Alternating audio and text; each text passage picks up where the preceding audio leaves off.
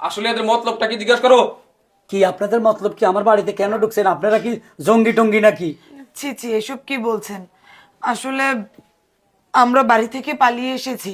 আমাদের বাবা মা জোর করে আমাদেরকে বিয়ে দিতে চাচ্ছিল, কিন্তু আমরা দুজনই চাই আমরা পড়াশোনা করে এস্টাবলিশ হয়ে নিজে কিছু করে তারপর বিয়ে করতে। আমরা দুজনেই ইউনিভার্সিটিতে পড়াশোনা করছি। আমরা অনেক জায়গায় বাড়ি ভাড়ার জন্য গেছি, কেউ আমাদেরকে বাড়ি ভাড়া দেয় না, কারণ আমরা ছাত্রী হোস্টেলে সিট পাচ্ছি না, লজিং থাকতে পারছি না। আরো কয়েক জায়গায় বাড়ি ভাড়া নিতে গেছি, তারা কুনজর দিয়ে তাকায়। শেষ পর্যন্ত যখন আপনার বাড়িতে এসেছিলাম, আপনি রাজি হলো, আপনার বউ রাজি হয়নি। আমাদেরকে বলছে বিয়ে করে স্বামী নিয়ে আসলে তবেই বাড়ি ভাড়া দিবে। এখন কি করব, মেয়ে মানুষ, রাস্তায় রাস্তায় তো ঘুরতে পারি না। তাই আমরা বুদ্ধি করে আমার বান্ধবীকে ছেলে সাজিয়ে আপনার বাড়িতে আসছি। আমরা অপরাধ যদি করে থাকি, আপনারা যে শাস্তি দিবেন আমরা মাথা পেতে আরে নেব। না না না, মেম্বার সাহেব আছে, মেম্বার সাহেব। আমার মনে হয় অপরাধ তেমন করে নাই, কথা বোঝা না, গেছে না। তাই না?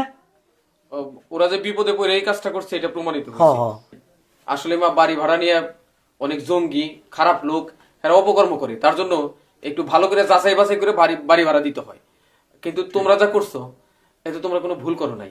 তোমরা পড়াশোনা করবা, মানুষের মতো মানুষ হবা, এই চিন্তাই তোমরা এরকম একটা কাজ করছো। চাচা কি কন? ঠিক।